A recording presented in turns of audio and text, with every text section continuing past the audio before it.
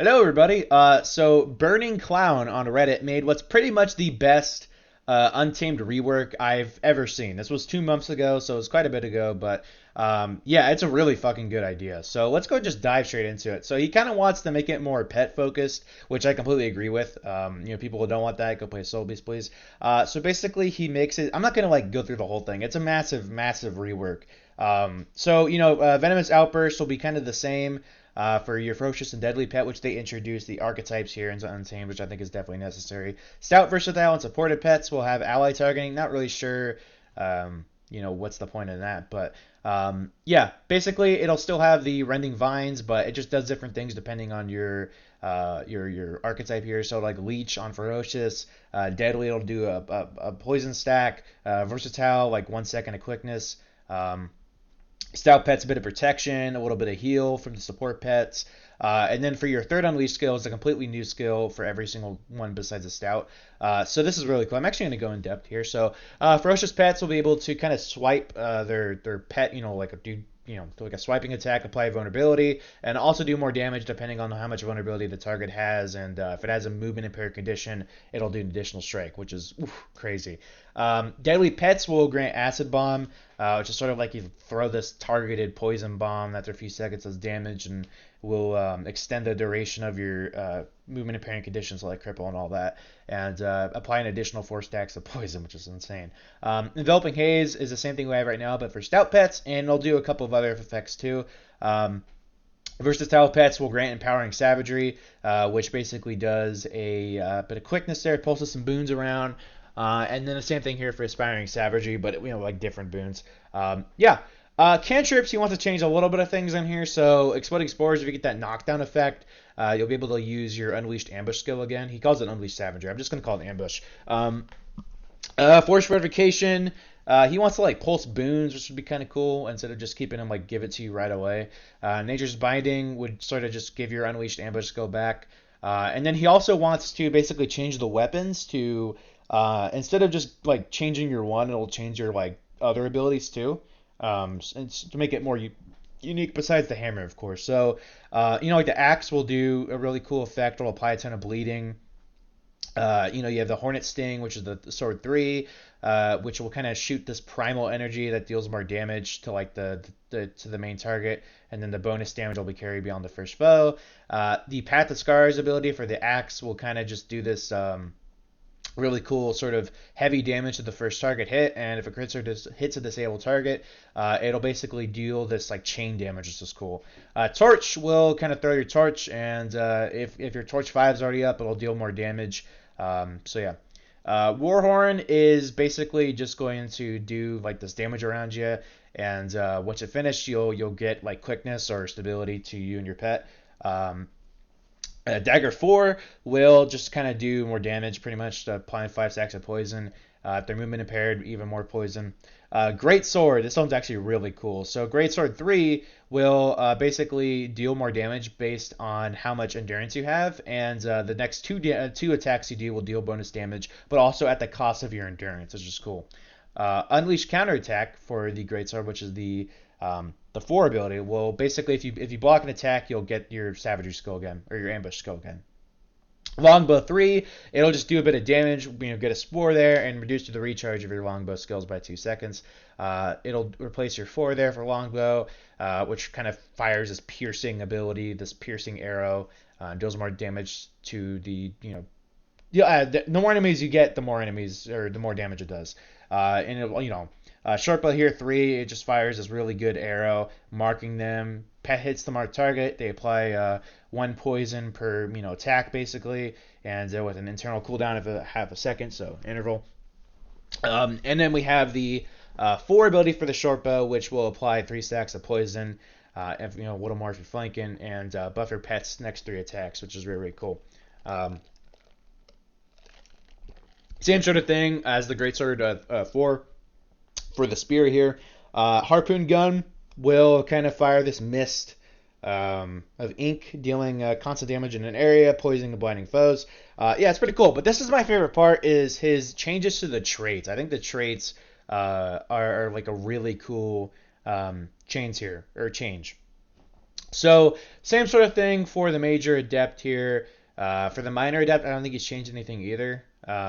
While you're unleashed, trade and utility control your weapon skills for more damage. While once per interval, which is now 10 seconds, unleashed savagery will become available for a short time after you unleash. So yeah, pretty cool. For blinding outbursts, it will deal more damage, and actually it's the same thing already. What am I saying? So for natural fortitude, it'll actually. This is my favorite part right here. This is actually probably my favorite part of the whole trait here. So convert a portion of your vitality into a bonus stats depending on your currently active pet. So this will work for your pet as well, which is really really cool. So your pet's going to get more damage, which is amazing. And then also you will get more damage. Obviously, it's different effects depending on whatever pet you're running. So Ferocious will basically do 50-50 for 20% of vitality converted 50-50 for precision and ferocity. Same thing here for condition damage and expertise. This will grant you power and concentration for versatile. For supportive, it'll do healing power and concentration. And for stout, it'll deal toughness and expertise. Really cool idea there. I absolutely love that. This is an amazing one. Bounty Unleashed. Your pet gains 2% damage per boon. This part's so fucking good. Give a copy of the boons to your pet when you unleash your pet. Fucking awesome. 10-second cooldown there. Yeah, it's cool as shit. Basically, Cleansing Unleashed is the same thing. Corrupting Vines. Let's see. It'll corrupt boons instead of removing them. And Unleash Savagery skills will strip 2 boons, and you gain 150 expertise. And yeah, Val the Untamed. I think it's the same thing, right? Yeah, it's the same thing. But this is a really interesting one, by the way. I actually really like this idea. He's removing Fervent Force from the Grandmaster area, and he's just straight up putting it in Val the Untamed.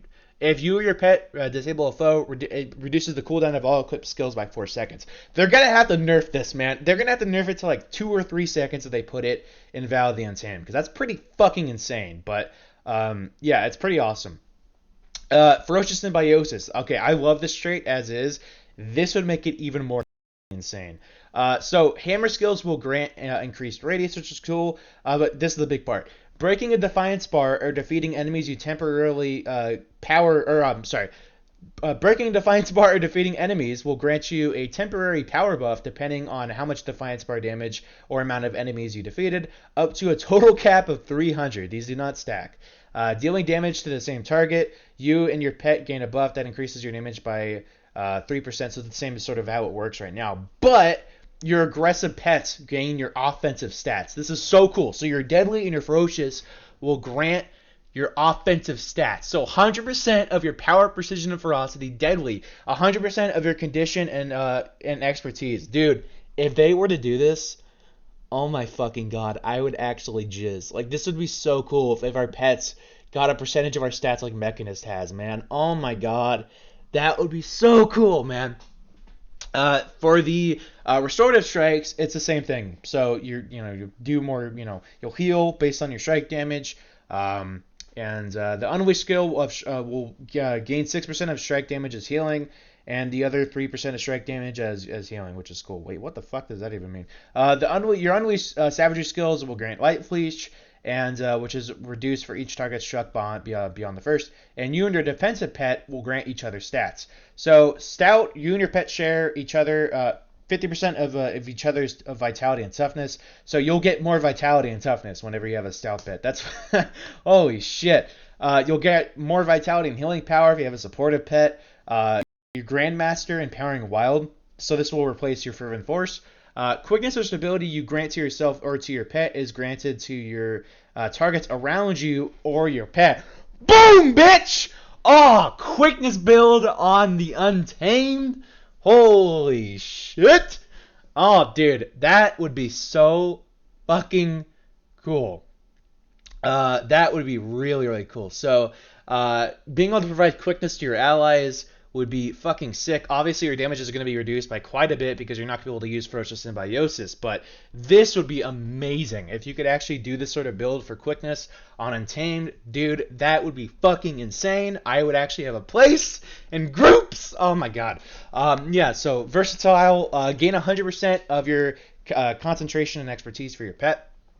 which is really, really cool. And he also alters this if he doesn't want if you don't want quickness to be a thing for Untamed. Please don't.